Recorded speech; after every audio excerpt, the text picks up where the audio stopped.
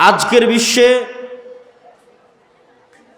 আপনি যদি ইহুদিদের দিকে তাকান, হিন্দুদের দিকে তাকান, তাহলে তারা তাদের নিজ নিজ দিনের উপর, ভ্রান্ত দিনের উপর কট্টর।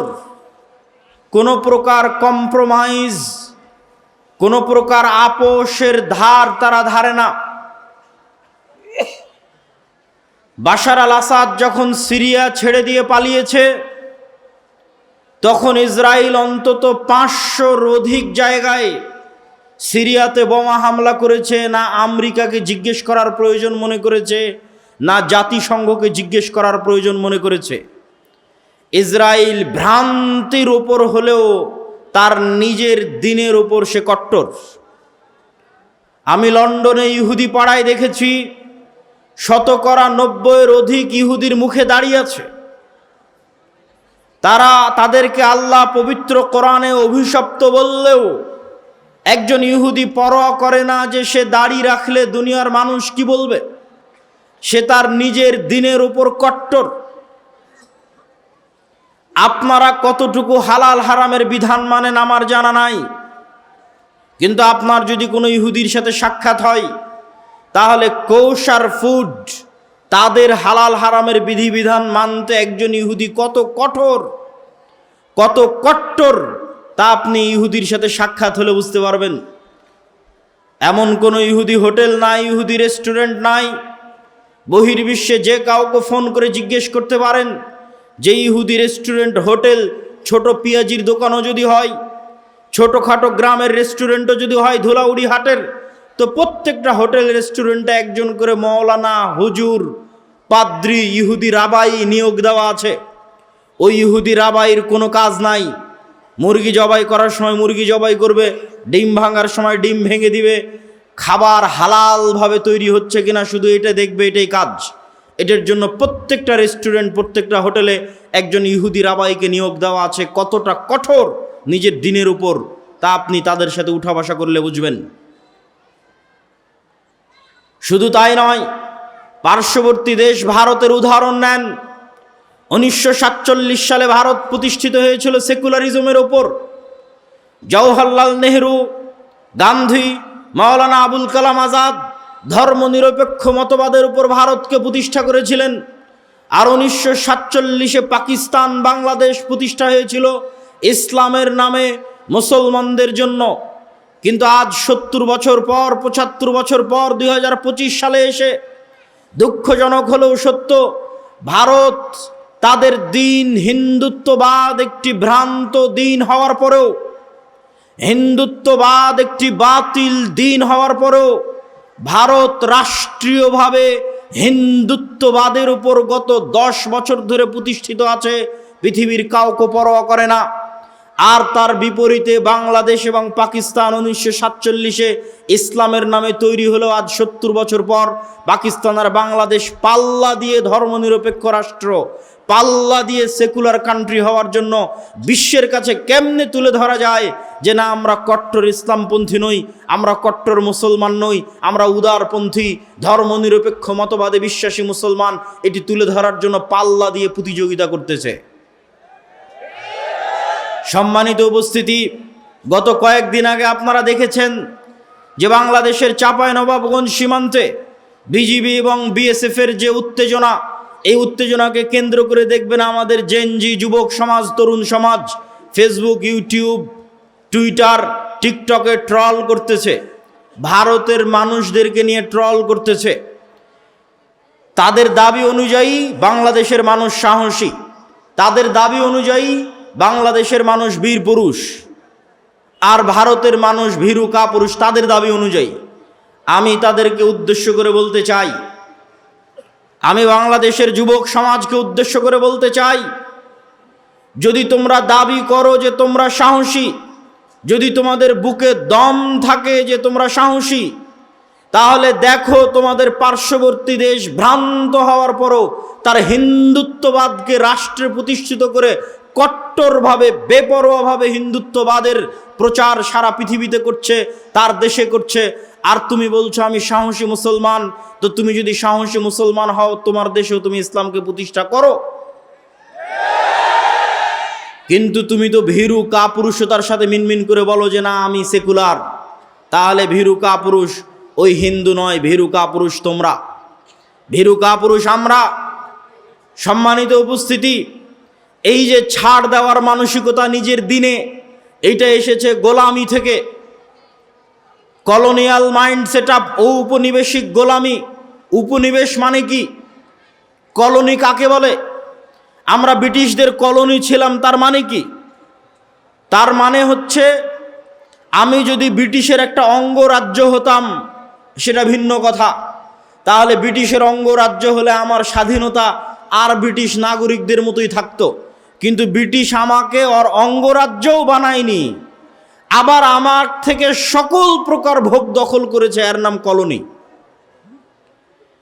তো এই কলোনি যে আপনি তাকে রাষ্ট্রের স্বীকৃতি দিবেন না, যেমন ধরেন যদি ভারতের কথা বলি, তাহলে বাংলাদেশকে ভারত তার অঙ্গরাজ্যও করেনি। অঙ্গরাজ্য করলে তো অন্তত আর 10টা অঙ্গরাজ্যের মতো বাংলাদেশের মানুষ স্বাধীনতা পেত। অঙ্গরাজ্যও করেনি, আবার কলোনি উপনিবেশ হিসেবে সকল প্রকার সুযোগ সুবিধা আদায় করে নিয়েছে, এর নাম কলোনি, উপনিবেশ।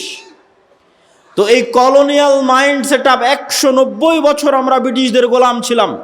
ওই 190 বছর ব্রিটিশদের গোলাম থাকার কারণে আমাদের রক্তের মধ্যে আমাদের ব্যক্তিত্ব, আমাদের পার্সোনালিটি, আমাদের স্বাধীন চেতা মনোভাব, আমাদের আপোষহীন মনোভাব ধ্বংস হয়ে গেছে। প্রত্যেকটা সেক্টরে মুসলমান তার চরিত্রের সর্বনিম্ন স্তরের পরিচয় দিয়ে যাচ্ছে। যেমন আপনাদেরকে যদি উদাহরণ হিসেবে বলতে চাই, আপনাদের সামনে দেবীনগরের মানুষের সামনে যদি উদাহরণ হিসেবে তুলে ধরতে চাই, তাহলে কয়েকটি উদাহরণ আপনাদের সামনে তুলে ধরি। রাসূলুল্লাহ সাল্লাল্লাহু আলাইহি ওয়াসাল্লাম একজন মুসলমানের স্বাধীন চেতা মনোভাব রক্ষা করার জন্য, একজন মুসলমানের উন্নত ব্যক্তিত্ব, আত্মমর্যাদা, আত্মসম্মান রক্ষা করার জন্য তিনি মুসলমানকে ঋণ থেকে, লোন থেকে বাঁচতে বলতেন। নিজে লোন এবং ঋণ থেকে বাঁচার জন্য আল্লাহর দরবারে দোয়া করতেন, আল্লাহুম্মা ইন্নী আউযু বিকা মিনাল মা'সামি ওয়াল মাগরাম। হে আল্লাহ, আমি পাপ থেকে বাঁচতে চাই, লোন থেকে বাঁচতে চাই। আল্লাহুম্মা ইন্নী আউযু বিকা মিনাল হাম্মি ওয়াল হুজন। হে আল্লাহ, আমি দুশ্চিন্তা থেকে বাঁচতে চাই। বলতে বলতে বলতেন ওয়া গালাবাতিদ দাইন, আমি লোন থেকে বাঁচতে চাই।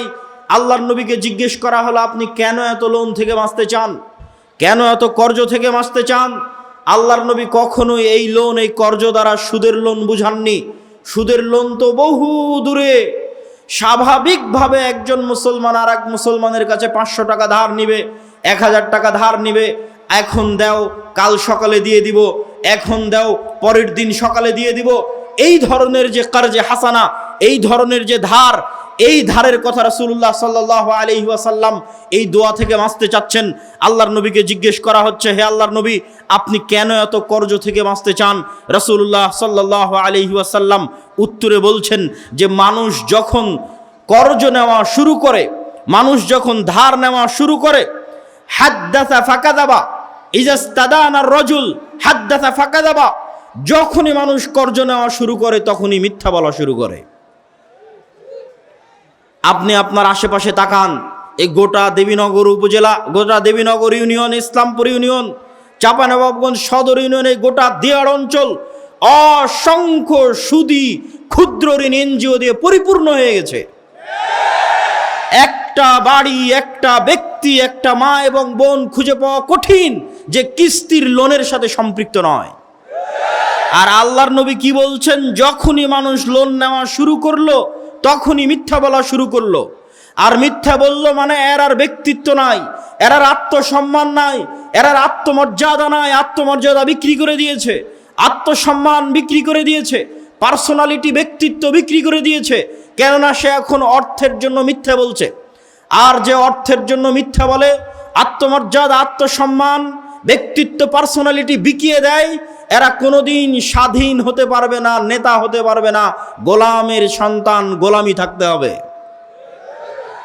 যখনই আপনি বলবেন আমি স্বাধীন হতে চাই, মাথা উঁচু করে দাঁড়ানোর ক্ষমতা থাকতে হবে, আত্মমর্যাদা থাকতে হবে, ব্যক্তিত্ব থাকতে হবে, হায়বাত থাকতে হবে। আর আপনি যখন কর্জ নিয়ে নেবেন, ওই ব্যক্তিত্ব শেষ। রাসূলুল্লাহ সাল্লাল্লাহু আলাইহি ওয়াসাল্লাম কর্জ নেওয়ার, লোন নেওয়ার ভয়াবহতা বুঝাতে গিয়ে তিনি বলছেন, একজন ব্যক্তি কুতিলা ফি সাবিলিল্লাহ সুম্মা উহিয়া সুম্মা কুতিল সুম্মা উহি, একজন ব্যক্তি আল্লাহর রাস্তায় জিহাদ করে শহীদ হয়ে গেল, তারপরে তাকে পুনরায় জীবিত করা হলো, পুনরায় আল্লাহর রাস্তায় জিহাদ করে শহীদ হয়ে গেল, পুনরায় জীবিত করা হলো, পুনরায় আল্লাহর রাস্তায় জিহাদ করে শহীদ হয়ে গেল। এই ব্যক্তি জান্নাতে যেতে পারবে না। মা দাখালাল জান্নাহ হাত্তা ইউকযা আনহু দাইনু, যদি তার ঘাড়ে ঋণ থাকে, লোন থাকে, যতক্ষণ তার লোন এবং ঋণ আদায় না করা হয়েছে ততক্ষণ সে জান্নাতে যেতে পারবে না। কি ভয়ঙ্কর হাদিস! সম্মানিত উপস্থিতি, কেন লোনের কথা নিয়ে আসলাম? এই জন্য নিয়ে আসলাম, বক্তব্যের বিষয়বস্তু ব্যক্তিত্ব, পার্সোনালিটি। ইসলামের অর্থনীতির মূল ভিত্তি হচ্ছে আপনাকে অল্পে সন্তুষ্ট থাকতে হবে। সুদের ভিত্তিতে লোন বহু পরে, এই হাদিসগুলো আসতেছে স্বাভাবিক কর্জে হাসানার জন্য। যত হাদিস এতক্ষণ যাবৎ বলতেছি, আল্লাহর নবীর দোয়া তুলে ধরতেছি, সব স্বাভাবিক কর্জে হাসানা। স্বাভাবিক কর্জে হাসানাও তখন নিতে পারবে যখন ছেলে মেডিকেলে, মেয়ে মেডিকেলে, বিবাহের খরচ দিতে পারছে না, চিকিৎসার খরচ দিতে পারছে না, তখন নিবে কর্জে হাসানা। স্বাভাবিক অবস্থায় বিলাসী পণ্য ক্রয়ের জন্য, মাটির বাড়িকে পাকা বাড়ি তৈরি করার জন্য, টিনের বাড়িকে পাকা বাড়ি তৈরি করার জন্য, মোটর সাইকেল কেনার জন্য, এসি ফ্রিজ কেনার জন্য উম্মতে মোহাম্মদী লোন নিতে পারে। এর বিধান ইসলামের কয়েক লক্ষ, কয়েক হাজার কিলোমিটারের মধ্যে নাই। সুদের ভিত্তিতে লোন বহু পরে। আমি স্বাভাবিক কর্জে হাসানার কথা বলতেছি, যে মানুষ স্বাভাবিক কর্জে হাসানা নিবে বিলাসিতার জন্য, এর অস্তিত্ব ইসলামে নাই। আমি আপনাকে গিয়ে বলবো, ভাই আমাকে 1000 টাকা দেন, আমি একটা ফোন কিনতে চাচ্ছি, এই ফোন একটা বিলাসী পণ্য, আমি 1000 টাকা সুদের ভিত্তিতে নিচ্ছি না, এখন নিচ্ছে, 1 সপ্তাহ পরে দিয়ে দিব, 1 মাস পরে দিয়ে দিব। এমন সুদবিহীন কর্জে হাসানা মানুষ বিলাসিতার জন্য নিবে, এর অস্তিত্ব ইসলামে নাই। সুদ ভিত্তিক নেওয়া বহু পরে, সুদবিহীন কর্জে হাসানা মানুষ বিলাসিতার জন্য নিবে, এক সন্ধ্যা ভালো খাওয়ার জন্য নিবে, এক সন্ধ্যা ভালো থাকার জন্য নিবে, আর অস্তিত্ব ইসলামে নাই। কেন? নেওয়া মাত্রই মিথ্যা বলা শুরু করবে, আর যখনই মিথ্যা বলা শুরু করবে তখন ও গোলাম হয়ে গেছে, আত্মমর্যাদা গেছে, ব্যক্তিত্ব গেছে, আত্মসম্মান গেছে। কেমন গেছে আপনি নিজেকে এই হাদিসের সাথে মেপে দেখেন। আজকের যুগের মুসলমানেরা এত বেশি পরিমাণে মিথ্যার সাথে যুক্ত, এত বেশি পরিমাণে অন্যায় পরায়ণতার সাথে যুক্ত, এত বেশি পরিমাণে দুর্নীতির সাথে যুক্ত, যে আজকের যুগের মুসলমানদের চরিত্র যদি আপনি তুলনা করেন, তাহলে মক্কার কাফের মুশরিক কুরাইশদের চরিত্র আজকের যুগের মুসলমানদের চেয়ে ভালো ছিল। আমি দলিলবিহীন বলছি না, দলিল আছে। আবু সুফিয়ান রাদিয়াল্লাহু তাআলা আনহু, তিনি যখন কাফের মুশরিক, বদরের যুদ্ধ, উহুদের যুদ্ধ, খন্দকের যুদ্ধ, তিনটা যুদ্ধ আল্লাহর নবীর বিরুদ্ধে লড়াই করেছেন। খন্দকের যুদ্ধে 1 মাস যাবৎ 10,000 সেনাবাহিনী নিয়ে আল্লাহর নবীর মদিনাকে ধ্বংস করে দেওয়ার জন্য ঘেরাও করে রেখেছিলেন। ওই আবু সুফিয়ান যখন হুদাইবিয়ার সন্ধিকালীন সময়ে সিরিয়ার সফর করছেন, জেরুজালেমের সফর করছেন, ব্যবসায়িক সফর, তখন আল্লাহর নবী চিঠি লিখেছেন বাদশাহ হিরাক্লিয়াসের কাছে, দিনের দাওয়াত দিয়ে, ইসলামের দাওয়াত দিয়ে। বাদশাহ হিরাক্লিয়াস চিঠি দেখে বলছে, চিঠি লিখেছে আরবি, দেখো জেরুজালেমে এখন কোনো অ্যারাবিয়ান আরবি কেউ আছে কিনা। খুঁজে পাওয়া গেল আবু সুফিয়ানকে, নিয়ে আসা হলো আবু সুফিয়ানকে। কোনো লাইভ ক্যামেরা নাই, কোনো রেকর্ডার নাই, কোনো যান্ত্রিক এরকম কিছু বস্তু নাই যে আবু সুফিয়ানের এই কথাকে ধরে রাখবে যে আবু সুফিয়ান সত্য বলছে না মিথ্যা বলছে। ওই অবস্থায়, কাফের অবস্থায়, মুশরিক অবস্থায়, নিজের চিরন্তন শত্রুর বিষয়ে আবু সুফিয়ান রাদিয়াল্লাহু তাআলা আনহু একটাও মিথ্যা কথা বলেননি। আর আজকে আপনি বাংলাদেশের এক রাজনৈতিক দলের নেতাকে জিজ্ঞেস করেন, আর এক রাজনৈতিক দলের নেতা সম্পর্কে বলার জন্য সব কথা মিথ্যা বলবে। কেননা এই গণতান্ত্রিক রাজনীতি টিকেই আছে মিথ্যার উপর। যে যত বেশি মিথ্যার চর্চা করতে পারবে সে তত বেশি ভোট পাবে। তাহলে মিথ্যার উপর প্রতিষ্ঠিত একটা সমাজ কিভাবে স্বাধীনতার স্বপ্ন দেখতে পারে, কিভাবে দেশ ও জাতিকে নেতৃত্ব দেওয়ার স্বপ্ন দেখতে পারে? অথচ ততক্ষণ নেতা হওয়া সম্ভবই না যতক্ষণ না আপনার ব্যক্তিত্বে ন্যায় যুক্ত না হয়েছে, ন্যায় পরায়ণতা যুক্ত না হয়েছে। রাসূলুল্লাহ সাল্লাল্লাহু আলাইহি ওয়াসাল্লাম বলছেন, লা তাকুমু সাআহ হাত্তা ইয়ানজিল ঈসা ইবনে মারইয়াম, ততক্ষণ পর্যন্ত কিয়ামত হবে না যতক্ষণ না মারিয়ামের সন্তান ঈসা পৃথিবীতে নেমে না আসছে। মারিয়ামের সন্তান ঈসা পৃথিবীতে নেমে এসে ইয়াকসিরুস সালিব, ক্রুশকে ভেঙে দিবে, ওয়াকতুলুল খিনজির শুকুরকে হত্যা করবে, হারাম ঘোষণা করবে, আর সমগ্র পৃথিবীতে হাকামান মুকসিতা ন্যায় বিচার প্রতিষ্ঠা করবে। সমগ্র পৃথিবীতে মারিয়ামের সন্তান ঈসা ন্যায় বিচার প্রতিষ্ঠা করবে, আল্লাহর নবী বলছেন। আর ন্যায় বিচার প্রতিষ্ঠা করা মাত্র ইয়াকসুরুল মাল, টাকা পয়সা এত বেশি হয়ে যাবে যে টাকা নেওয়ার মতো মানুষ থাকবে না, এত বেশি হয়ে যাবে। তো আমি যেটি বলছিলাম, এই হাদিস কি বুঝাচ্ছে? এই হাদিস রাষ্ট্র ক্ষমতায় ইসলামের ব্র্যান্ডিং। ব্র্যান্ডিং মানে কোন মোটরসাইকেল, একটা মোটরসাইকেলের ব্র্যান্ডিং আছে যে ও কম তেলে বেশি কিলোমিটার চলে, আর এক মোটরসাইকেলের ব্র্যান্ডিং আছে বেশি স্পিডে চলে, এক একটার এক এক রকম ব্র্যান্ডিং। তো ইসলাম রাষ্ট্র ক্ষমতায় যাবে, তার ব্র্যান্ডিং হচ্ছে ইসলাম রাষ্ট্র ক্ষমতায় গেলে ন্যায় বিচার প্রতিষ্ঠা করবে, ন্যায় পরায়ণতা প্রতিষ্ঠা করবে, এটা ইসলামের রাষ্ট্র ক্ষমতার ব্র্যান্ডিং। শুধু তাই নয়, রাসূলুল্লাহ সাল্লাল্লাহু আলাইহি ওয়াসাল্লাম আর এক হাদিসে বলছেন 7 শ্রেণীর মানুষকে কিয়ামতের মাঠে বিশেষ ছায়া দেওয়া হবে, যার 1 নাম্বার সব ইবাদতকে ছাপিয়ে যে 1 নাম্বার স্থান করে নিয়েছে। তাহাজ্জুদের সালাত, রাতের ইবাদত, নফল সিয়াম, সালাত সিয়াম থেকে শুরু করে যত দান থেকে শুরু করে যত ইবাদতের জগতে যত ইবাদত আছে সবকে ছাপিয়ে 1 নাম্বার স্থান করে নিয়েছে যেই দায়িত্বশীল ন্যায়পরায়ণ। ওই ন্যায়পরায়ণ দায়িত্বশীলকে আল্লাহ বিশেষ ছায়া দিবে।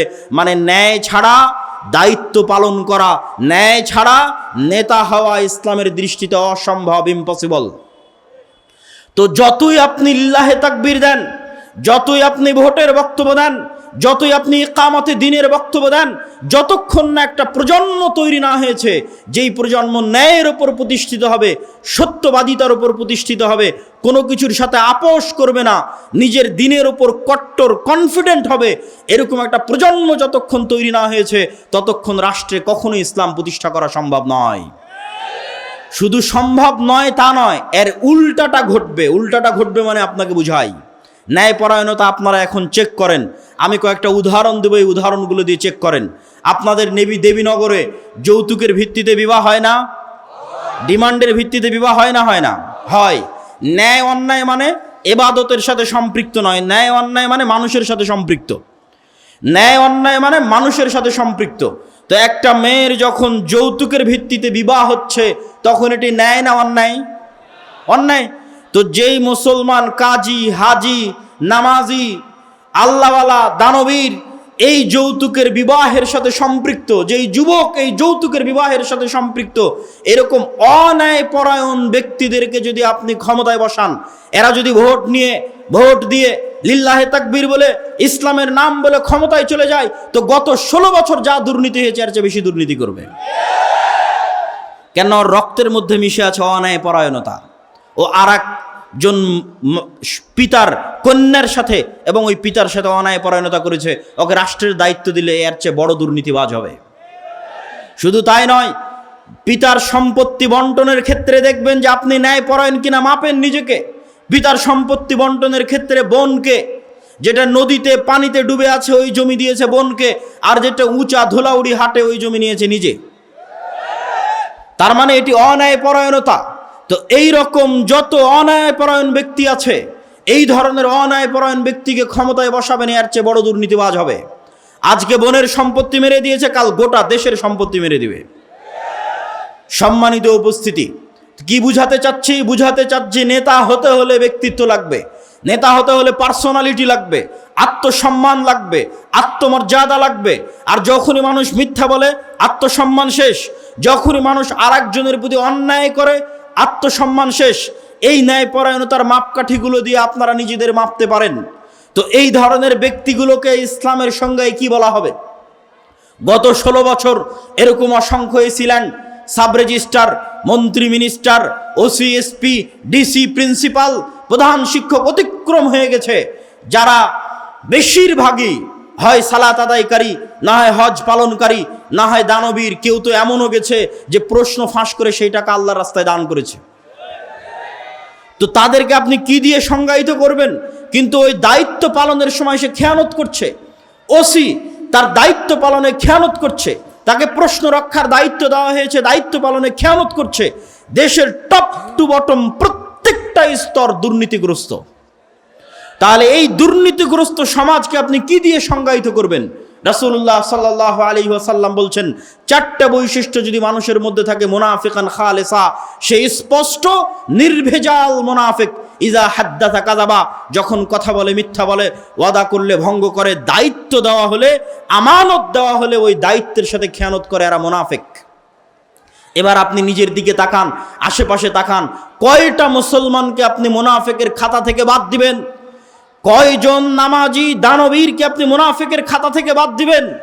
কিন্তু আপনার প্রশ্ন জাগতে পারে, কেন তাহলে তারা সালাত আদায় করে, কেন সিয়াম পালন করে, কেন তাহাজ্জুদের সালাত আদায় করে, কেন হজ করতে যায়, কেন প্রধান অতিথি হয়ে দান করে? মূলত তারা মুনাফিক। মানুষের সাথে অন্যায় করেছে, মিথ্যা বলেছে, মুনাফিক। নিজের স্ত্রীর প্রতি অন্যায় করেছে, মুনাফিক। নিজের সন্তানের প্রতি অন্যায় করেছে, এক সন্তানকে বঞ্চিত করে আর এক সন্তানকে সব সম্পত্তি লিখে দিয়েছে, মুনাফিক। নিজের বোনের প্রতি অন্যায় করেছে, জমি বন্টনে ন্যায় করেনি, মুনাফিক। বিবাহ করার সময় যৌতুক নিয়েছে, মুনাফিক, কারণ অন্যায় করেছে মানুষের সাথে। এরকম জীবনের প্রত্যেকটা সেক্টরে ন্যায়পরায়ণতা খুবই ভয়াবহ, খুবই গুরুত্বপূর্ণ। এমনকি সন্তান সন্ততিদেরকে চুমু দিতে গিয়েও ন্যায় প্রতিষ্ঠা করার কথা আল্লাহ বলেছেন। বিবাহ করতে গিয়েও আল্লাহ বলেছেন, যদি একের অধিক বিবাহ করতে চাও, আগে নিশ্চিত করো ন্যায় প্রতিষ্ঠা করতে পারবা কিনা। ন্যায়পরায়ণতা প্রতিষ্ঠা করা খুবই গুরুত্বপূর্ণ এবং খুবই কঠিন, খুবই ভয়াবহ বিষয়। এরকম যতজন নিজ নিজ জীবনের সেক্টরে ন্যায় প্রতিষ্ঠা করতে পারেনি, দায়িত্বের আমানতের খেয়ানত করেছে, মিথ্যা বলেছে, তাদেরকে আল্লাহ নবী এক বাক্যে বলে দিলেন, এরা হচ্ছে মুনাফিক। এই সমস্ত মুনাফিকেরা তাদের মুনাফিকি ঢাকার জন্য নামাজ পড়ে। এই সমস্ত মুনাফিকেরা তাদের মুনাফিকি ঢাকার জন্য কোটি কোটি টাকা দান করে দানবীর শাস্তে চায়। এই ধরনের মুনাফিকেরা তাদের মুনাফিকি ঢাকার জন্য হজ করতে যেতে চায় যে আমি হাজি, কিন্তু মুনাফিক তার বোনকে তার সম্পত্তিতে ন্যায়ের সাথে ভাগ দেয়নি, মুনাফিক। এই ধরনের মুনাফিক সম্প্রদায় দিয়ে কখনোই মুসলিম জাতির মুক্তি হবে না, হবে না, হবে না। কেমন সম্প্রদায় লাগবে? মুহাম্মদ সাল্লাল্লাহু আলাইহি ওয়াসাল্লামের মতো সত্যবাদী ন্যায়পরায়ণ, জন্মই হয়েছে সত্যবাদীতার উপর, ন্যায়পরায়ণতার উপর। ওমর ইবনুল খাত্তাবের মতো আপোষহীন, কোনো কিছুতে ছাড় দেওয়ার মানসিকতা নাই দিনের বিষয়ে। এরকম সত্যবাদিতা, ন্যায়পরায়ণতার উপর যখন হৃদয় ফ্রেশ, তখন এবার সালাত আদায় করছে। কারো নামে গীবত করে না, কারো নামে অপবাদ দেয় না, কারো পিছে পড়ে না, লোন এবং কর্জের ধার ধারে না। যেখানে গেলে মাথা নত হতে পারে, যেখানে গেলে মিথ্যা বলা লাগতে পারে, তার ধার ধারে না। এরকম সত্যবাদী, আমানতদার, ন্যায়পরায়ণ একদল প্রজন্ম যদি দাঁড়িয়ে যায়, তো ওই প্রজন্ম যখন সালাত আদায় করবে, সিয়াম পালন করবে, হজ করবে, দান করবে, ওমরা করবে, ওই প্রজন্মের হাত দিয়ে ইসলামের বিজয় হবে ইনশাআল্লাহ। অতএব আমি উপস্থিত দেবীনগরের আজকের উপস্থিত মুসল্লিদের উদ্দেশ্যে উদাত্ত আহ্বান জানিয়ে বলতে চাই যে আপনাদের ব্যক্তিত্ব, আপনাদের পার্সোনালিটি, আপনাদের আত্মমর্যাদা, আত্মসম্মানকে হেফাজত করুন, রক্ষা করুন। একজন মুসলমানের যেমন হওয়া উচিত। মুসলমানদের অবস্থা দেখলে আমার নিজের লজ্জা লাগে। যখন আমেরিকা এবং ইউরোপে দেখি মুসলমানেরা মিথ্যার উপর তার রুজি পরিচালনা করছে, মিথ্যা বলে ইউরোপে প্রবেশ করেছে, মিথ্যা বলে আমেরিকায় গেছে, মিথ্যা বলে ইনকাম করছে, মিথ্যা বলে আর এক কাফের মুশরিকের কাছে অতিরিক্ত টাকা কামানোর জন্য মিথ্যা বলতেছে, পুরো জীবনটা মিথ্যার উপর পার করে দিচ্ছে। এরকম মিথ্যুক জাতি দিয়ে কিভাবে নেতা হবে, কিভাবে মুক্তি পাবে? অসম্ভব, হতে পারে না। আপনাকে আপনার দিনের উপর কট্টর হতে হবে, সত্যবাদিতা এবং ন্যায়পরায়ণতায় ফিরে আসতে হবে। শুধু তাকবীর ধ্বনি দিয়ে, শুধু ভোটের বক্তব্য দিয়ে, গণতন্ত্রের বক্তব্য দিয়ে ইসলামকে বিজয় করা সম্ভব নয়। সম্মানিত উপস্থিতি, বক্তব্যের শেষের দিকে চলে এসেছি। আজকে দেখছি আমরা ইসলামকে বিজয় করার জন্য, সামগ্রিকভাবে বিজয় করার জন্য এই মৌলিক বিষয়গুলোর প্রতি ফোকাস না করে এখনই হাজার হাজার কোটি কোটি মানুষের ভোট নিয়ে ক্ষমতায় চলে যেতে হবে। এই যে টেন্ডেন্সি, ডেমোক্রাসিকে রব মানার, ইলাহ মানার, গণতন্ত্রকে ইলাহ বানিয়ে দেওয়ার যে টেন্ডেন্সি, যে মন মানসিকতা, সমাজতন্ত্র, ধর্মনিরপেক্ষ মতবাদকে ইলাহ বানিয়ে দেওয়ার মন মানসিকতার উপর কুঠারাঘাত করেছেন আল্লামা ইকবাল। আল্লামা ইকবাল বলেছেন, আজকের আধুনিক যুগের আজরেরা তারা সোয়ায়ে হ্যাঁ খোদা ওর। আজকের আধুনিক যুগের আজর মানে ইব্রাহিমের পিতা আজর মূর্তি বানিয়েছিল, আজকের যুগের আজরেরা নতুন মূর্তি বানিয়েছে। ইনসারে খুদাओं में बड़ा सबसे वतन है, আজকে মানুষ ইবাদতের জন্য যত মূর্তি বানিয়েছে তার মধ্যে একটা গণতন্ত্র, একটা সমাজতন্ত্র, একটা ধর্মনিরপেক্ষ মতবাদ, সেকুলারিজম, এই মূর্তিগুলোর আজকের যুগে মানুষ পূজা করতেছে, আজকের যুগে মানুষ ইবাদত করতেছে। অথচ তাওহীদ মানে আমাই ইয়াকফুর বিত-তাগুত ওয়া ইউমিন বিল্লাহ, আগে তাগুতকে অস্বীকার করতে হবে, তারপরে ঈমান আনয়ন করতে হবে। ঈমান আনয়ন মানে তাওহীদ মানে ইব্রাহিম আলাইহিস সালাতু ওয়াস সালামের আদর্শ, কাফারনা বিকুম ইন্না বুরাউম মিনকুম বারিউম মিম্মা তুশরিকুন। এগুলো ইব্রাহিম আলাইহিস সালামের নিজের মুখের বাক্য, যে আমি তোমাদের থেকে মুক্ত, আমি অস্বীকার করছি ওই সমস্ত মূর্তির, ওই সমস্ত শিরকের যার তোমরা পূজা করো। আজকে যদি মুসলমানেরা বলতে চায় যে হ্যাঁ তাদের ঈমান পরিপূর্ণ, তাহলে আগে এই সমস্ত নতুন মূর্তিগুলোকে অস্বীকার করতে হবে। এই মূর্তিগুলোর মূলা ঝুলিয়ে, গণতন্ত্র নামক এই নতুন ইলাহের মূলা ঝুলিয়ে কোনো দিন মুসলমানেরা রাষ্ট্র ক্ষমতায় যেতে পারেনি, ইসলাম কোনো দিন যেতে পারবে না। যদি কখনো যায় তাহলে সেটা হবে কম্প্রোমাইজড, বিকৃত ইসলাম, অবিকৃত ইসলাম পূর্ণাঙ্গ ক্ষমতার সাথে রাষ্ট্র ক্ষমতায় যাবে।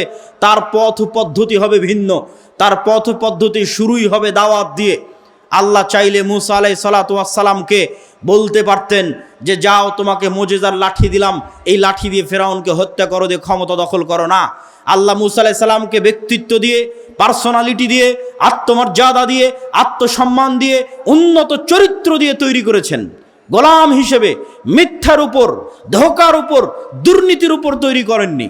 যখন বানু ইসরাইল গোলাম, যখন বানু ইসরাইল জীবন যাপন করছে মিথ্যার উপর, গোলামির উপর, তখন আল্লাহ মুসা আলাইহিস সালামকে ওই গোলামি থেকে মুক্তি দিয়ে ফেরাউনের বাড়িতে পূর্ণ আত্মমর্যাদার সাথে, আত্মসম্মানের সাথে মানুষ করেছেন, যেন মুসা আলাইহিস সালামের আত্মমর্যাদা, আত্মসম্মান, ব্যক্তিত্ব কোনো কমতি না থাকে।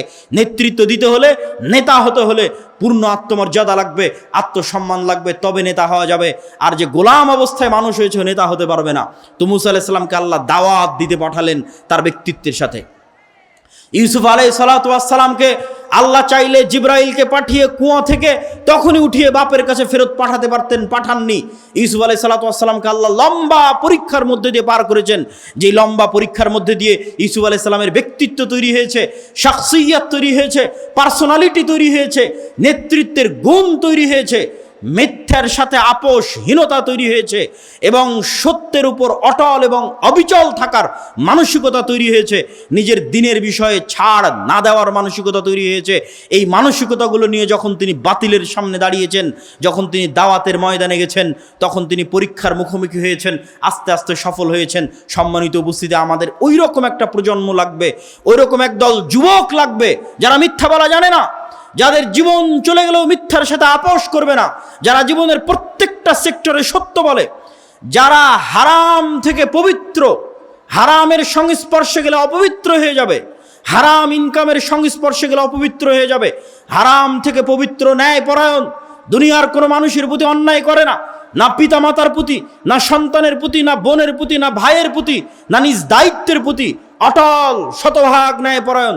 এমতো অবস্থায় যদি ও তাওহীদপন্থী হয়, নিজের দিনের উপর ওই ইহুদিদের মতো, ইহুদিরা যেমন ভ্রান্তির উপর অটল, আজকের ভারতের হিন্দুরা যেমন তার ভ্রান্তির উপর অটল, কট্টর, এইরকম একদল মুসলমান দাঁড়িয়ে যদি বলতে পারে হ্যাঁ আমরা আমাদের নবীর দ্বীনে ইসলামের উপর অটল, মুহাম্মদ সাল্লাল্লাহু আলাইহি ওয়াসাল্লামের প্রত্যেকটা আদর্শের উপর, মুহাম্মদ সাল্লাল্লাহু আলাইহি ওয়াসাল্লামের প্রত্যেকটা কথার উপর ইট পাথরের মতো অটল, এইরকম অটল মানসিকতা নিয়ে একদল যুবক যদি দাওয়াতি কাজ শুরু করে, ক্ষমতার কেন্দ্রবিন্দুতে আঘাত করে, পূর্ণ ব্যক্তিত্বের সাথে, পূর্ণ পার্সোনালিটির সাথে তারা পরীক্ষার মুখোমুখি হবে, কিন্তু তাদের হাত দিয়ে ইসলামের বিজয় পতাকা উড়বে ইনশাআল্লাহ। আমি আপনাদের কাছে আজকের দেবীনগরের এই মাটিতে এই ধরনের একদল যুবকের প্রত্যাশা করি যে এই আলোচনাগুলো শুনে, এই বক্তব্যগুলো শুনে অন্তত আপনাদের এই চারিত্রিক দিকটা সংশোধন হোক, অন্তত ন্যায়পরায়ণ হওয়ার চেষ্টা করেন, সত্যবাদী হওয়ার চেষ্টা করেন, নিজের দিনের উপর অটল থাকেন। লোন, ধার, কর্জ যেগুলো মানুষের মাথাকে নত করে দিবে, যেগুলো মানুষকে মিথ্যার দিকে নিয়ে যাবে, পুরো পরিবার মিথ্যার উপর গড়ে উঠবে, গোলাম হবে, কোনোদিন স্বাধীন হতে পারবে না, নেতা হতে পারবে না, এই ধরনের ন্যাক্কারজনক ঘৃণিত কার্যকলাপ থেকে মুক্ত থেকে পান্তা ভাত খাবেন, মাটির ঘরে থাকবেন, কিন্তু মাথা উঁচু করে থাকবেন, পূর্ণ ঈমানের সাথে থাকবেন, আত্মমর্যাদার সাথে থাকবেন, আত্মসম্মানের সাথে থাকবেন। এরকম একটা পরিবার থেকে, এরকম একদল যুবক থেকে ইসলামের বিজয় হবে ইনশাআল্লাহ। সম্মানিত উপস্থিতি, আমি বক্তব্যের শেষের দিকে চলে এসেছি। আর দাওয়া ইলাল্লাহর এই যে আয়োজন, এই যে কার্যক্রম, আর দাওয়া ইলাল্লাহ কি? আর দাওয়া ইলাল্লাহর ব্র্যান্ডিং হচ্ছে মসজিদ ভিত্তিক মক্তব। আপনাদের অত্র চাঁপাইনবাবগঞ্জ অঞ্চলেরও বহু মক্তবের শিক্ষককে আমরা প্রশিক্ষণ দিয়েছি। সারা বাংলাদেশের 500-র অধিক মক্তবের শিক্ষককে আমরা প্রশিক্ষণ দিয়েছি। আমাদের যাতায়াত খরচ, আমাদের থাকা খাওয়া, আর দাওয়া ইলাল্লাহ জামিয়া সালাফিয়ার দাওয়া থাকা খাওয়া যাতায়াত খরচের উপর ভিত্তি করে এই প্রশিক্ষণগুলো হয়েছে। এই কার্যক্রমকে আরও বেগবান করতে হবে, আরও সর্বত্র ছড়িয়ে দিতে হবে।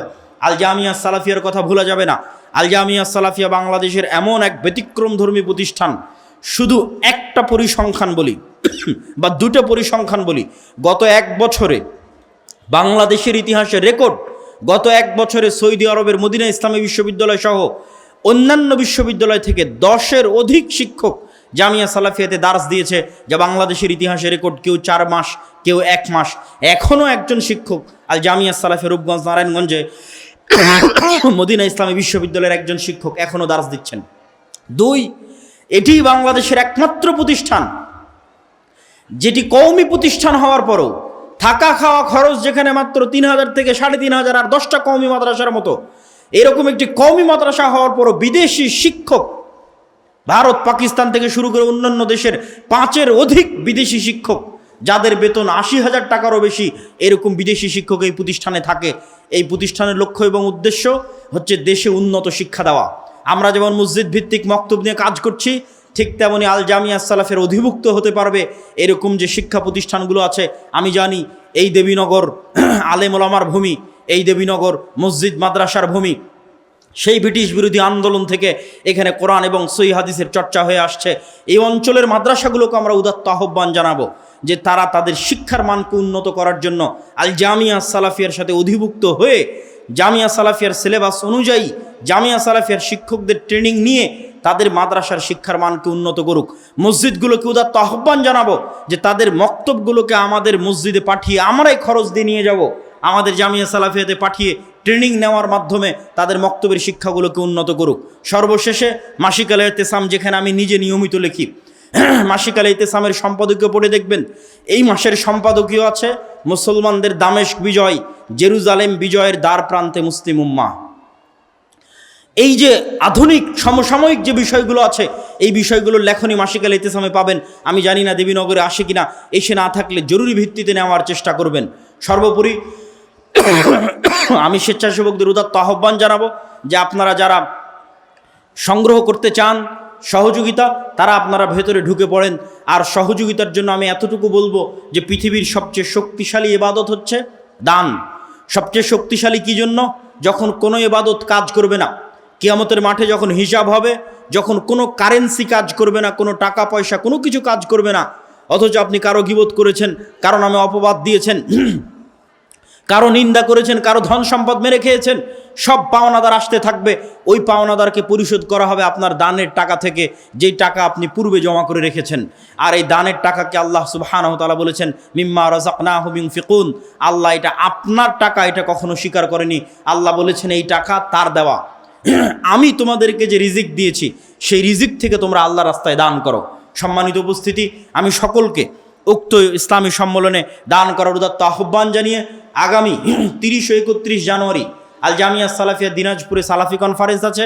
আগামী 13-14 ফেব্রুয়ারি রূপগঞ্জ নারায়ণগঞ্জে সালাফি কনফারেন্স আছে। রূপগঞ্জ নারায়ণগঞ্জের কনফারেন্সে পাকিস্তান থেকেও মেহমান উপস্থিত হবে। পাকিস্তান, ভারত, নেপাল, সৌদি আরব, বাংলাদেশ, এই 4-5 দেশের মেহমান উপস্থিত থাকবে। আগামী 13-14 ফেব্রুয়ারি আল জামিয়া সালাফিয়া রূপগঞ্জ নারায়ণগঞ্জ আপনাদেরই প্রতিষ্ঠান। কেননা আপনাদের এলাকার সন্তান এখান থেকে 100 কিলোমিটার দূরে গিয়ে 50, 60, 100 বিঘা জমির উপর বিশাল প্রতিষ্ঠান তৈরি করেছে। ওই প্রতিষ্ঠান দেখতে যাইতে গিয়ে আপনাদের মন চায় না? চাওয়া উচিত, প্রত্যেকের মনে স্বাদ জাগা উচিত যে আমাদের এলাকার সন্তান আমাদের এলাকা থেকে এত দূরে ঢাকায় গিয়ে পূর্বাচল আন্তর্জাতিক বাণিজ্য মেলার পাশে এত বিশাল প্রতিষ্ঠান, নিজের প্রতিষ্ঠান মনে করে ওই প্রতিষ্ঠান দেখতে যাবেন। আগামী 13-14 ফেব্রুয়ারি রূপগঞ্জ নারায়ণগঞ্জের সালাফি কনফারেন্সে উপস্থিত হওয়ার উদাত্ত আহ্বান জানিয়ে আমি আজকে আমার সংক্ষিপ্ত বক্তব্য এখানেই শেষ করছি। ওয়া আখির দাওয়ানা আনিল হামদুলিল্লাহি রাব্বিল আলামিন। আসসালামু আলাইকুম ওয়া রাহমাতুল্লাহি ওয়া বারাকাতুহু।